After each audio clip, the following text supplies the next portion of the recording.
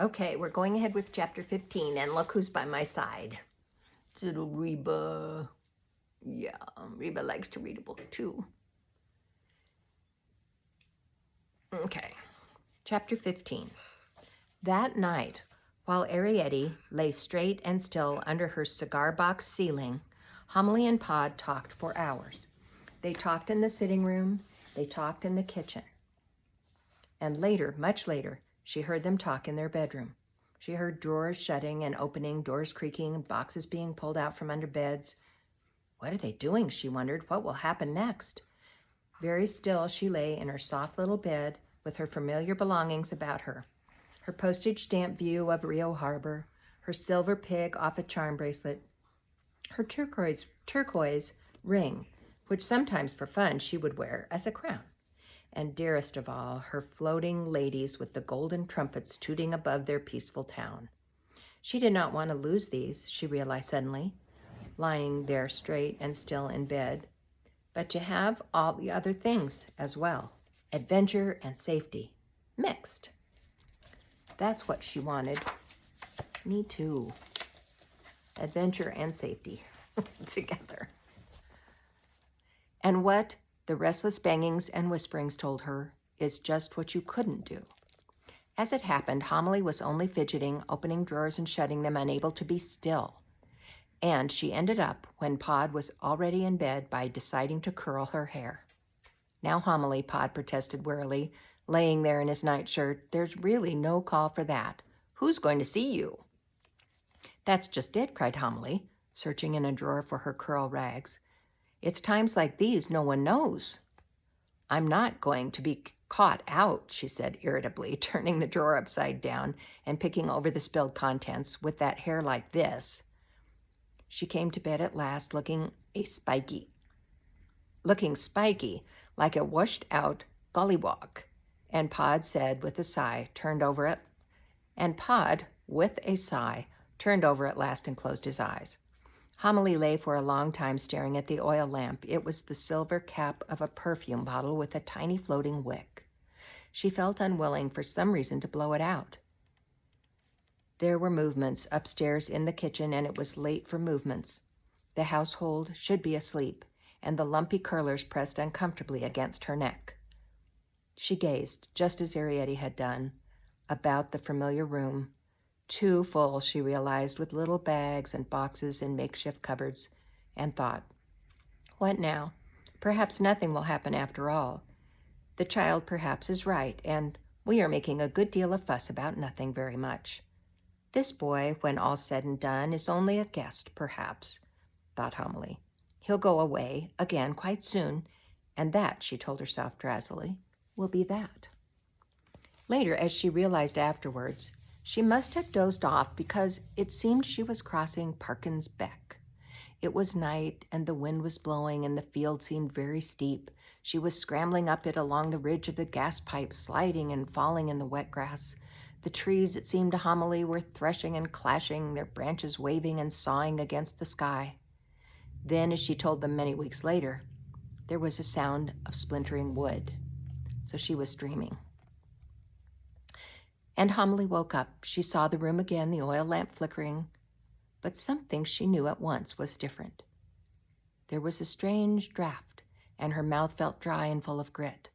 Then she looked up at the ceiling. Pod, she shrieked, clutching his shoulder. Pod rolled over and sat up. They both stared at the ceiling.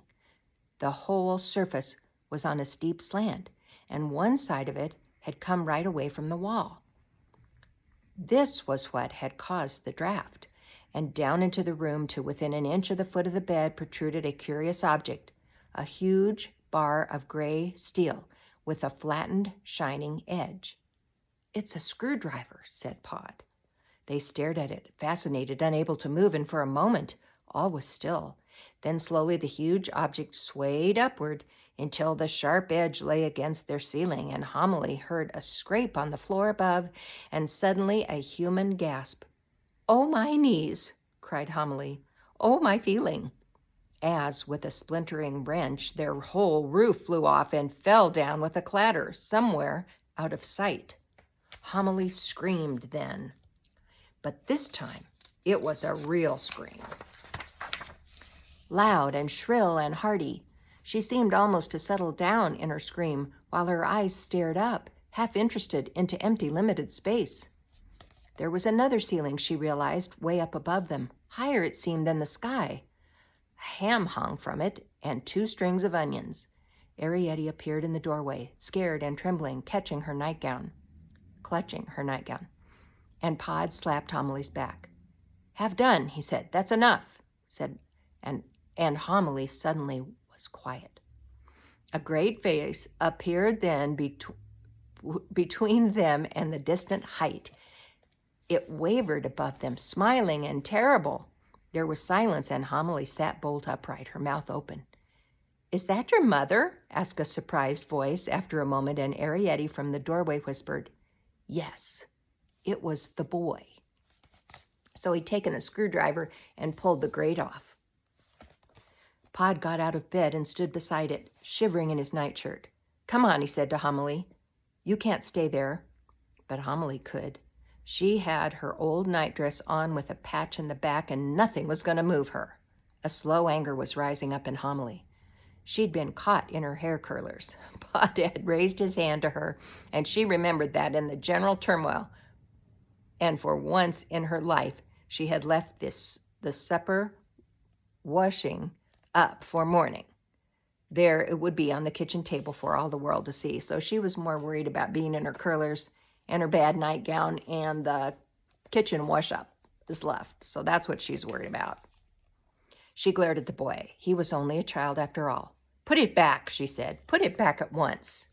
Her eyes flashed, and her curlers seemed to quiver. So I don't know. This is a picture, it looks like, of Arrietty out in the garden. There's a mushroom. So I don't know what that's about, if they run to get out or what's coming. Oh, here's the boy looking down through the grate. Can you see that? He knelt down there, but Homily did not flinch at the great face as the great face came slowly closer. She saw his upper lip pink and full, like an enormous exaggeration of Arrietty's, and she saw it wobble slightly. "But I've got something for you," he said. Homily's expression did not change, and Arrietty called out from her place in the doorway. "What is it?" The boy reached behind him and very gingerly, careful to keep it upright, he held a wooden object above their heads. "It's this," he said, and very carefully, his tongue out and breathing heavily, he lowered the object slowly into their hole. It was a doll's dresser complete with plates. It had 2 drawers in it and a cupboard below. He adjusted its position at the foot of Homily's bed. Arrietty ran around to see better. "Oh," she cried ecstatically, "Mother, look!" Homily threw the dresser a glance.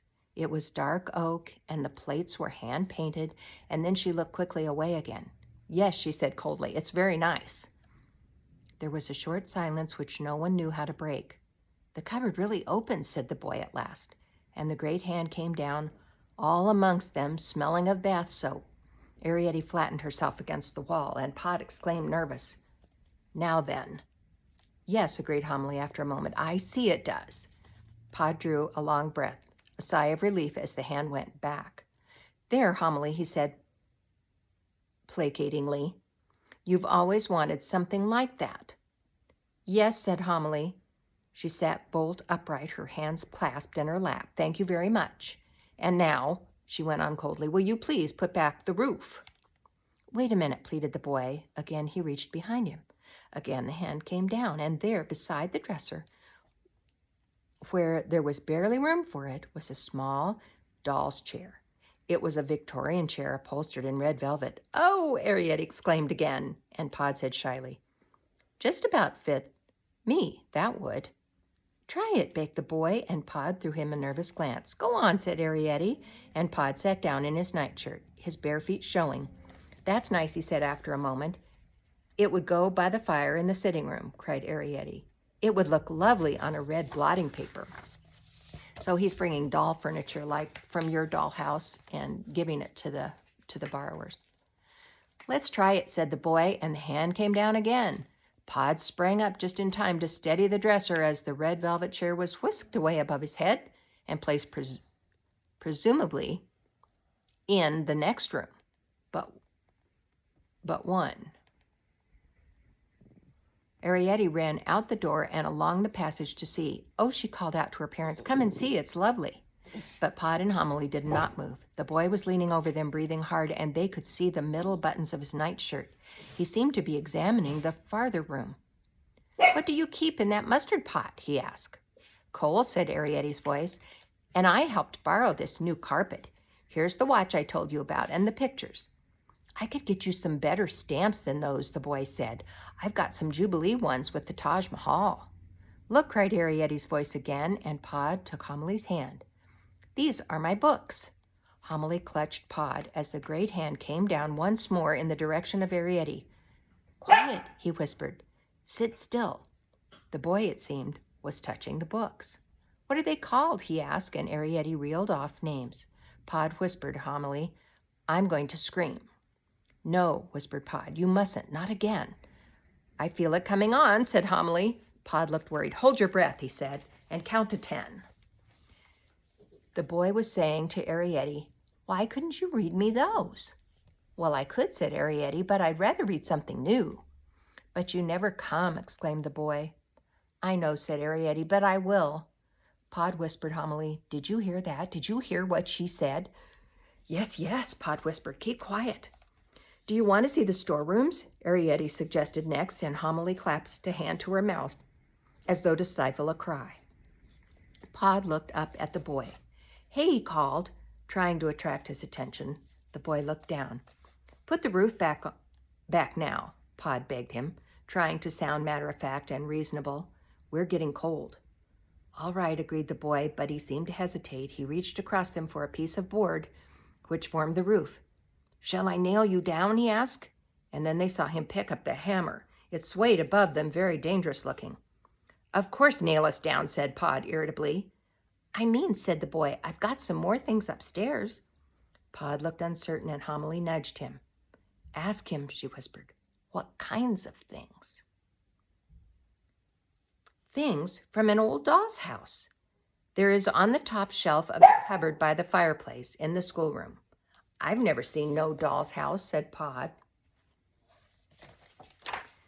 Well, it's in the cupboard, said the boy, right up by the ceiling. You can't see it. You've got to climb on the lower shelves to get to it.